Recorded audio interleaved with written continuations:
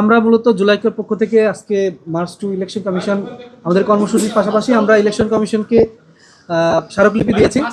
আমরা মূলত দুইটি ইস্যুতে কথা বলেছি আজকে ইলেকশন কমিশনকে। আমরা মূলত প্রথম ইস্যুটা ছিল জাতীয় পার্টি 14 দল এবং ন্যাশনাল ডেমোক্রেটিক ফ্রন্ট এর যত প্রার্থী আছে সেই সমস্ত প্রার্থী যাদের মনোনয়নপত্র বৈধ হয়েছে ইতিমধ্যে তাদের প্রার্থিতা বাতিলের আমরা আবেদন জানিয়েছি। কারণ আমরা জানি যে জুলাই গণহত্যার সাথে তারা ফ্যাসিস্ট শেখ হাসিনা সরকারকে সবসময় অ্যাসিস্ট করেছে। বিগত সময়েও তারা বিনা ভোটের এমপি ছিল, তারা রাতের ভোটের এমপি ছিল।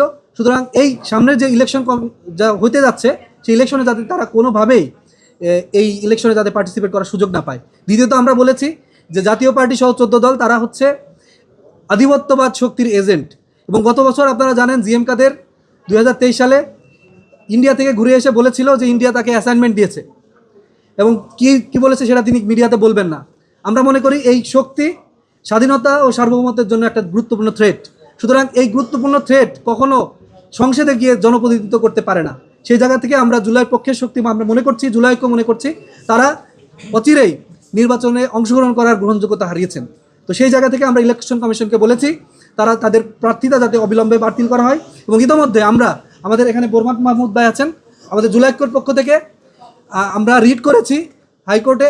রিট গভর্নমেন্টের প্রতি একটা রুল ইস্যু করেছে এবং আমরা আশা করছি গভর্নমেন্ট অতি দ্রুত এই রিটটি নিষ্পত্তি করবে এবং এই জাতীয় পার্টি এনডিএফ সহ 14 দল এবং আধিপত্যবাদী শক্তির যত বৈধ ক্যান্ডিডেট যারা ইলেকশনে পার্টিসিপেট করার জন্য আবেদন করেছেন তাদের মনোনয়নপত্র বৈধ হয়েছে তাদের অবিলম্বে তাদের মনোনয়নপত্র ক্যান্সেল করবেন।